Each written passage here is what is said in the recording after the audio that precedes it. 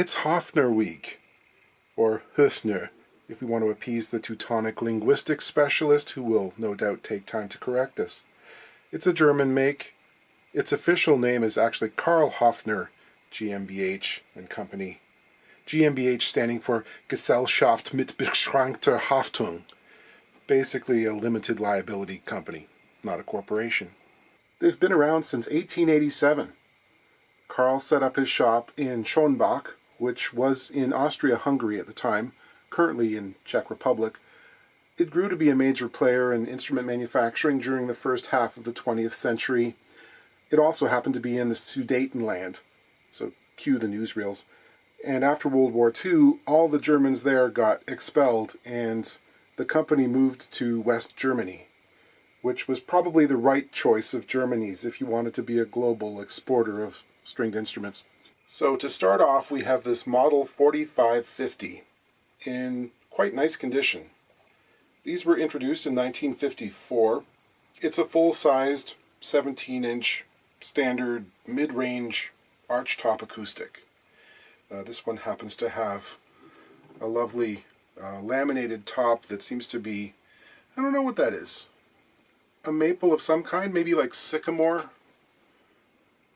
Quite beautiful flamed and quilted maple sides and back. These are laminated. This is veneer. This one comes from the late 50s, 58, 59, somewhere like that. Nice, chunky jazz guitar. This one had a bunch of work at another local shop. Vintage Hofners tend to have neck issues. Many models have this separate fingerboard extension that is grafted onto the neck proper using a little angled butt joint.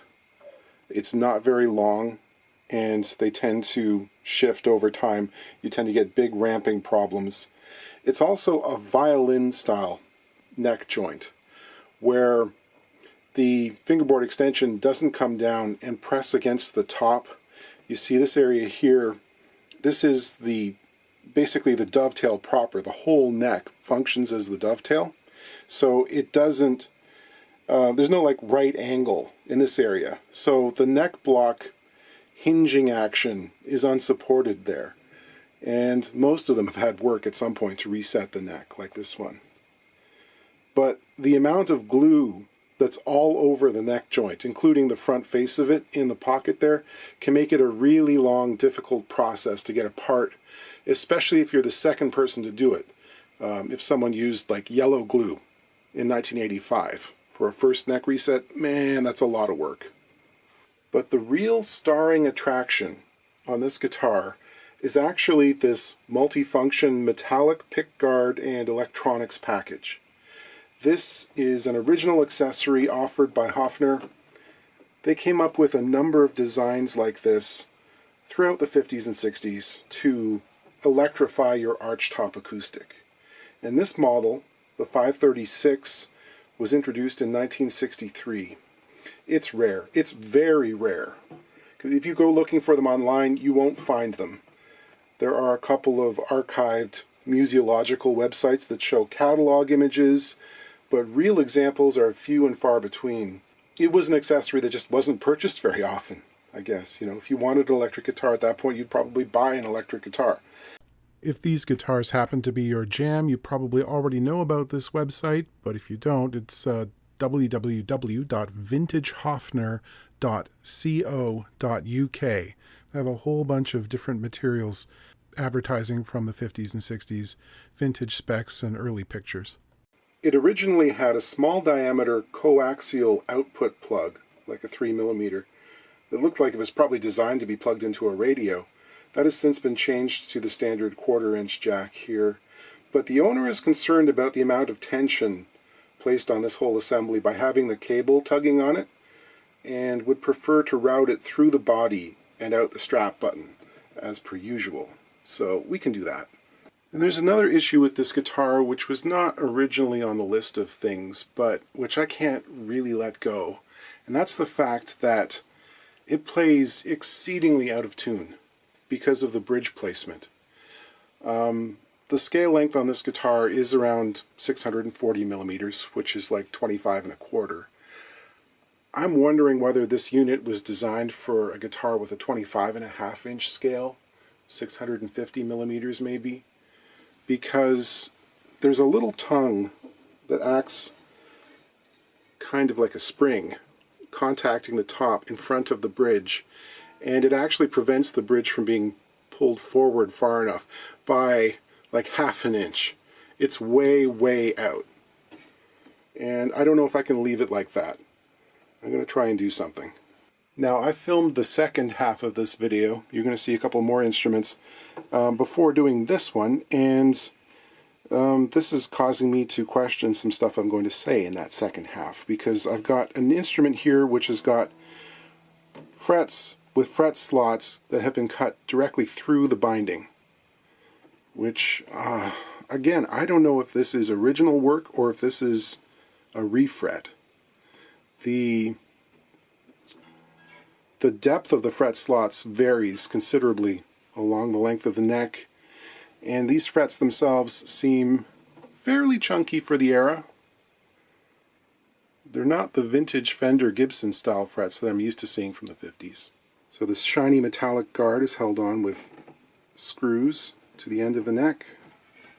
Actually, before I take this whole thing off, I'm going to mark where that spring section contacts the front edge of the bridge here on both sides. The bridge itself has had some extra height added to the underside of the feet, and I think maybe I can cut some of this away to allow a portion of that spring to slip under and gain us back some of the string length that we need to lose. Here's the underside. Fairly neat little package. There's a bracket that was designed to fit the original jack, which has been adapted for this standard switchcraft style. So, just going to take this out, and we're going to make up a longer jack wire.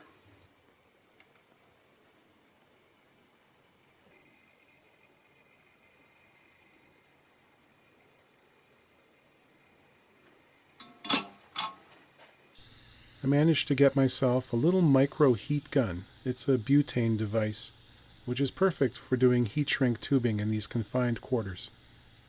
I'll add an extra layer of chunky tubing around the area where the new wire goes through the previous hole where the jack was, to prevent rubbing and act as a cushion, basically. Previously, the extra height from the 1/4 inch jack wouldn't allow the cover plate to go back on, so this was unused. Now it will go. Don't ask me what that is. I really don't want to know. So this thing kind of functions as a shielding cage as well as a dust cover. I wired up a standard acoustic barrel jack to the other end of my line. I'll pull out the old wood strap button, which was not glued in. Very nice. It had a little tone ball stuck to the end. Before I go enlarging the nicely fitted taper for the end pin, I want to get a piece of guitar string with a hard right angle bent in the end and check to see just how thick the end block is. On some guitars, harmonies especially, the block can be so thick that a standard barrel jack isn't long enough to use. I'd rather find that out now than have to plug and re-ream the end pin hole. In this case, I'm lucky, and there is enough room. Hooray. I'll use a metalworking step cutting bit to get the hole started. This is a gentle and easy self-centering way to do it. And then progress to a larger bit that is big enough to accept the jack, trying to angle the guitar so most of the shavings fall outside. To fish the jack through the F hole and through the end pin hole, I got a piece of 1/4 inch input jack here grafted onto a flexible piece of wire. I noticed there was no grounding wire for the tailpiece and the strings, and this tailpiece is held on with 1 screw and 2 pins that were hammered in place. I'm not taking those out. I drilled through the screw hole and fished a wire through that. I stripped the end,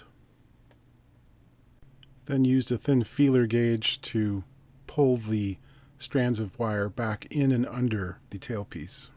It's important to remember the spacer and spiked washers before putting on the jack and fishing that on through the F-hole. After some trial and error to get the length just right, I can cinch that up tight. We'll work on the bridge now.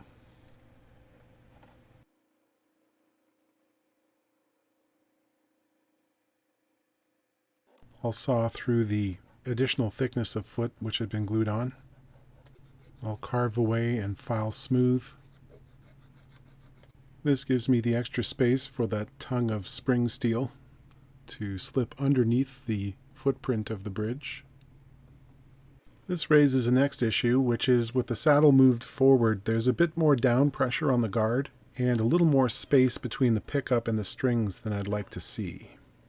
There are screws holding the pickup in position on the guard, but they're not height adjustable. There's basically one height that it sits at. However, if I loosen the screws and take off the little nuts there, there's a backing plate which is holding things together.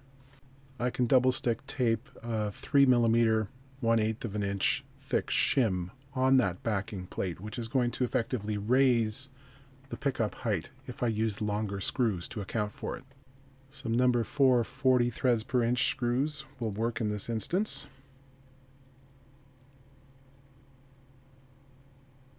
The pickup is sitting 1/8 of an inch higher above the surface of the guard now. 9 out of 10 Hofners I've seen are missing one single tuner bushing. Chances of finding an exact replacement, 0. I'm going to make that work, I think. Okay, that's the story of that one. Sounds alright. You can plug it in through the strap button now.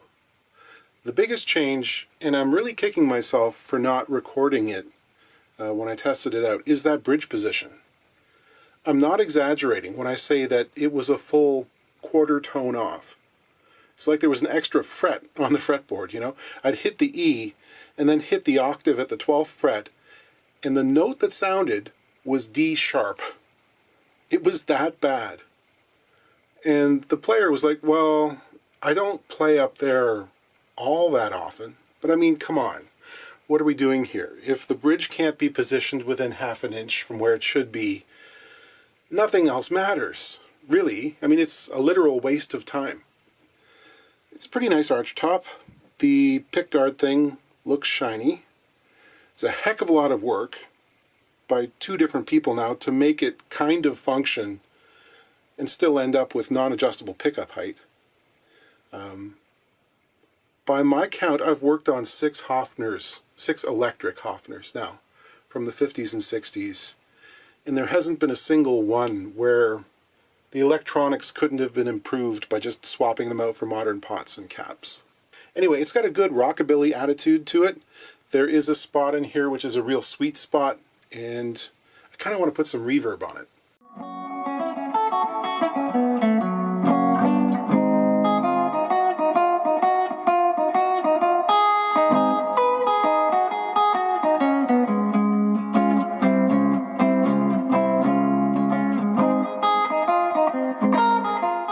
And here we have a pair of Verithins, a Hofner take on the ES style of Gibson and made primarily for the English market.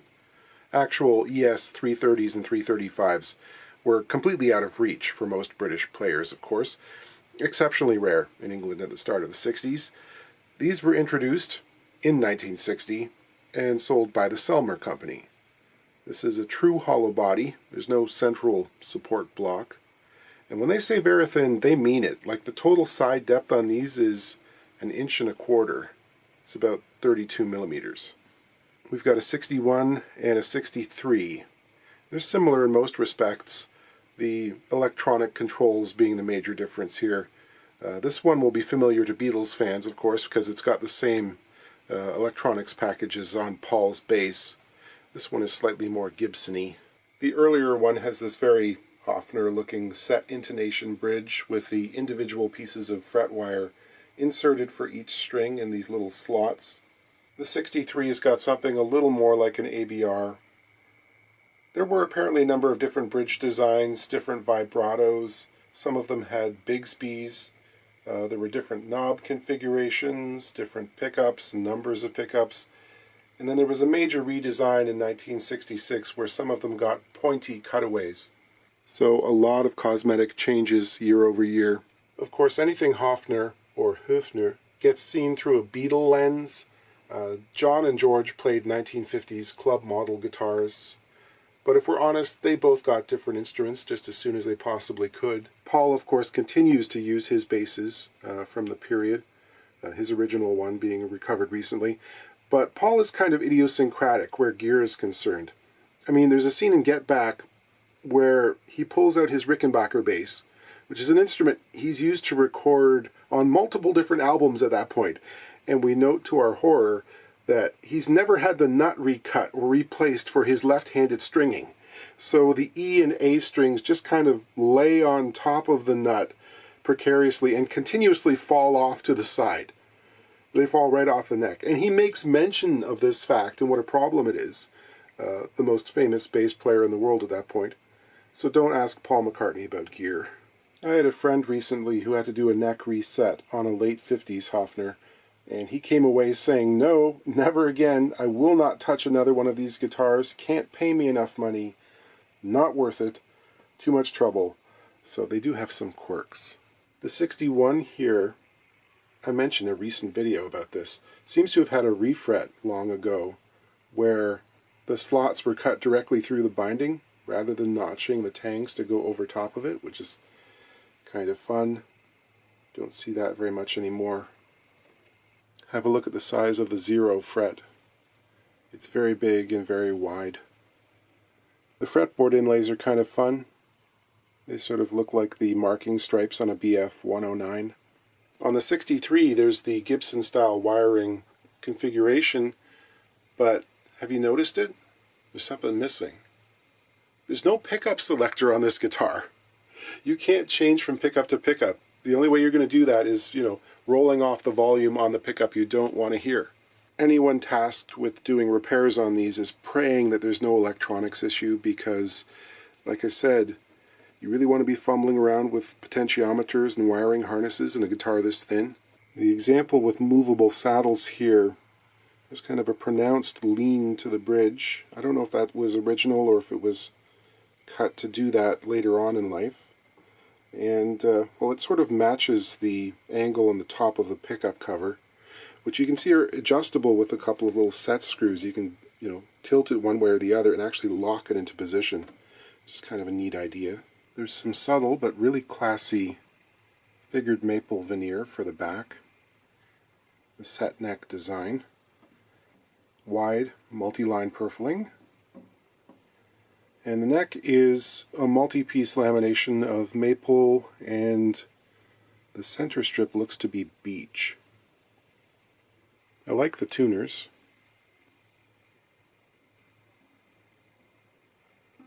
In terms of setup, the 63 could possibly come down a little bit. We got 5/64ths on the bass side and just over 6 on the treble. So yeah, I want to take that down a little. Relief is about 12 thousandths. Might try and adjust the truss rod a little bit. I think this is a 7mm nut, which is conveniently very close to 9/32 of an inch. That fits well enough. A little turn. He brought the relief down to about 8 thousandths, starting to feel pretty snug. I don't want to take it too far. The 61 has some flat wound strings on it, which are period appropriate, but which we're going to get rid of. Action on this guy is about 6/64ths on the bass and 6/64ths on the treble. Relief on this guy is a mighty 18 thousandths, which is too much. The 61 has a much smaller truss rod nut in it. I'm betting that's a 6mm. Very little tension on this rod. And this one got down to about 10 thousandths, where it'll be happy. Plugged in the 61 here. Some really dirty controls.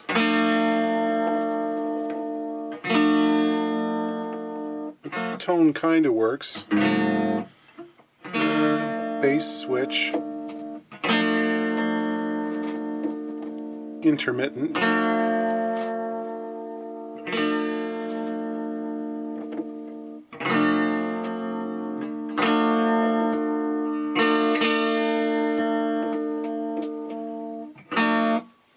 difficult to ascertain which each of these little guys are supposed to be doing. There's a rhythm solo switch, there is a bass on and treble on, and I'm thinking those are actually pickup selectors. Some cleaning will have to happen to see what's going on. There's a strange mixture of Phillips and flathead screws on these.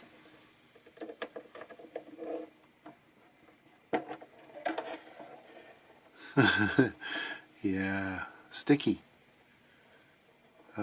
Everything's dirty. If memory serves, these might actually be Italian components. I can't recall, but I have to give some thought to cleaning this. I took a couple of photos before starting cleaning just in case a wire gets knocked off or something. Well, the connections all look pretty solid.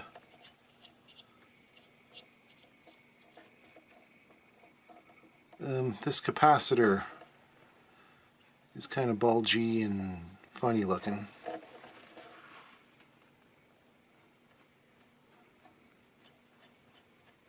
It's the contacts on the switches I'm most concerned about, really. These switches have a lot of plastic in them, and to be honest, I don't know how reliable we can expect them to be at this point.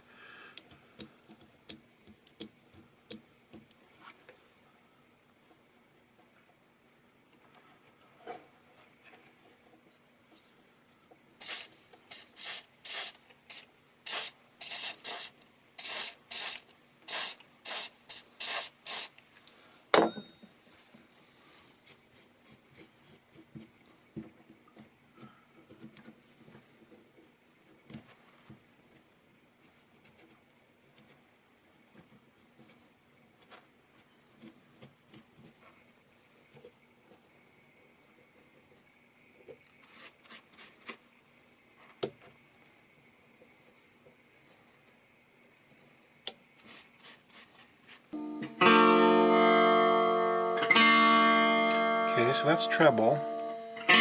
These are individual volume controls.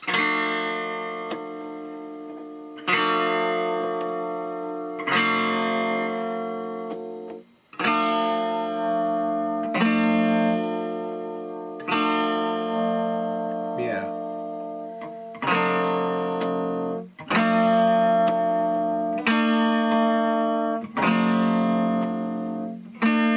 So the rhythm and solo is basically a tone cap. Gives you a slightly darker tone for rhythm.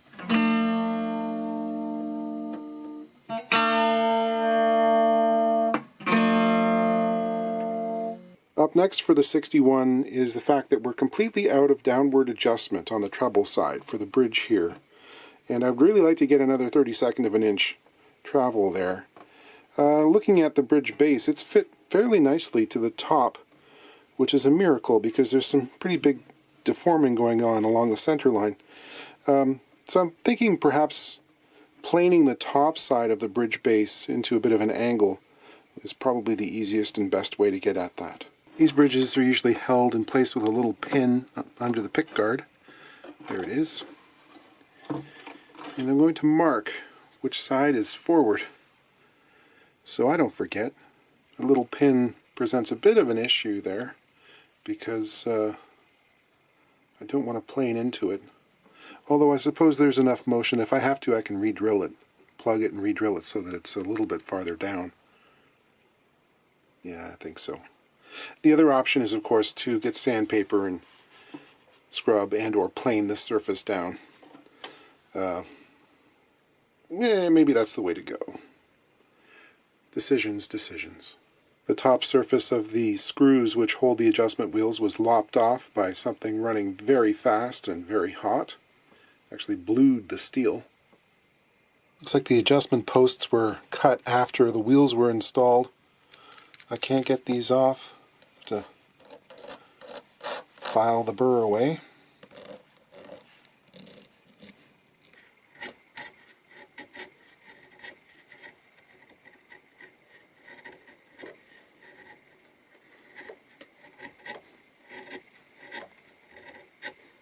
I'll use a curved radius scraper to make a slight indentation down the center line of each foot.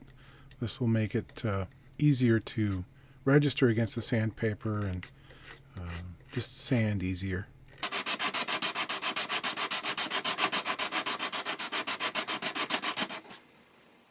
These frets appear to be replacements, I think. Looking at what's on there, though, these are pretty low. They're 25 thousandths of an inch tall, and they're pretty darn flat. I kind of want to try and recrown some of them, especially in the lower positions. There's just not very much to recrown, right?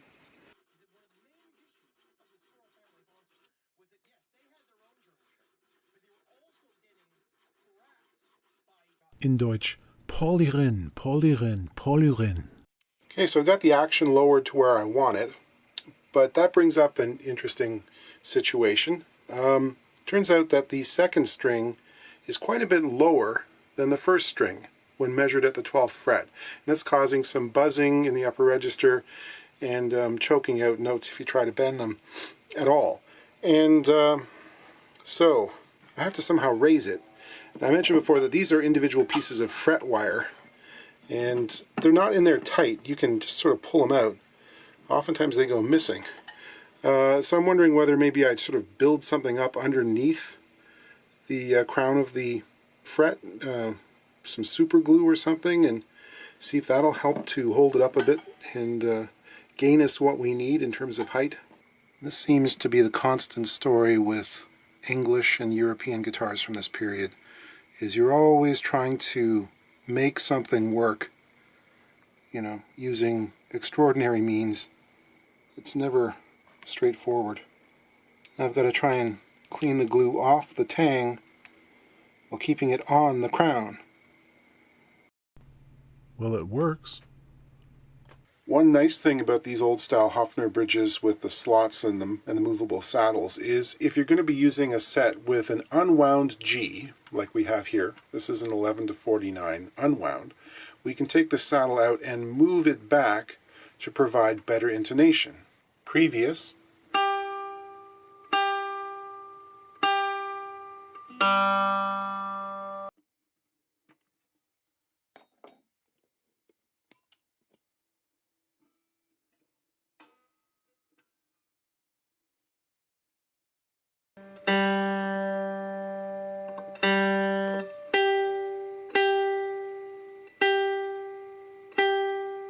The neck pickup is sitting too high.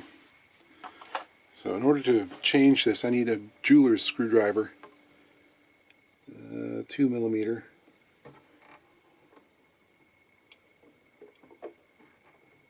Basically going to lower it to as far as it'll go and re-snug the set screws.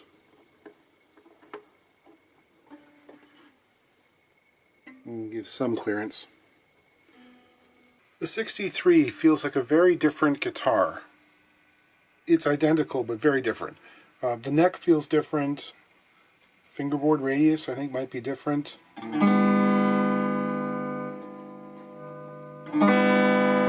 So we got volume, tone, sort of like a harmony. It's very much like a harmony in a lot of respects. Okay, so that volume I would assume works on this pickup, but actually it works on both pickups. This is functioning as a master volume at this point. This volume also works on both pickups.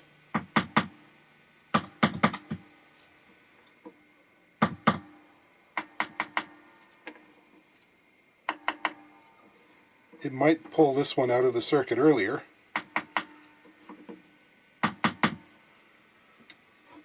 I don't know. That tone does something, as does that. So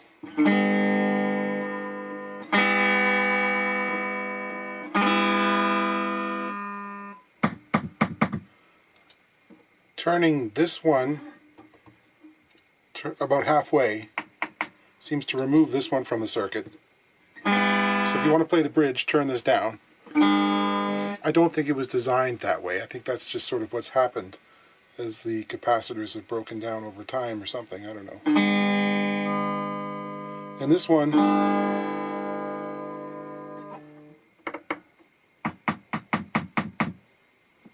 yeah, that one controls this one. It's backwards.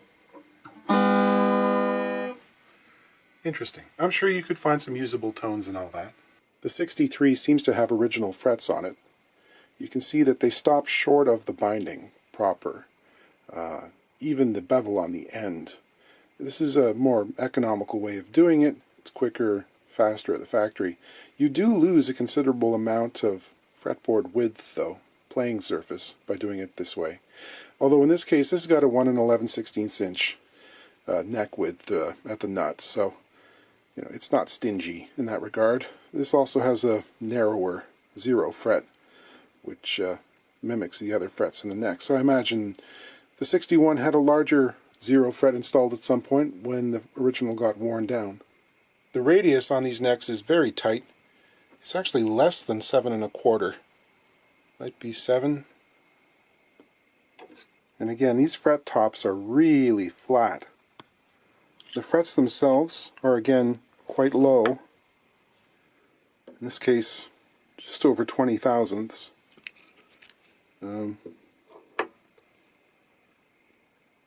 Yeah, 25 thousandths again. No, it would be impossible for me to narrate the entirety of the video, even though it would seem appropriate.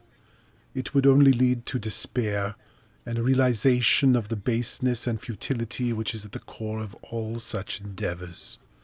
The frets here are in misery. They screech only in pain. The frets on these are so low that there's no dressing them. If there's a rising tongue, which is happening on the 61, and with this extremely tight radius, there's no bending on these. I can't finesse it to the point where that's allowable, because there's not enough fret height to file. Not unless you want to raise the action way high. These are now 5/64ths on the bass side, about 4.5 on the treble, and they'll play single notes cleanly on up the board right the way. But that's it. You're not going to be doing Buddy Guy on these as they stand. Still, they have a definite allure, and I kind of want one.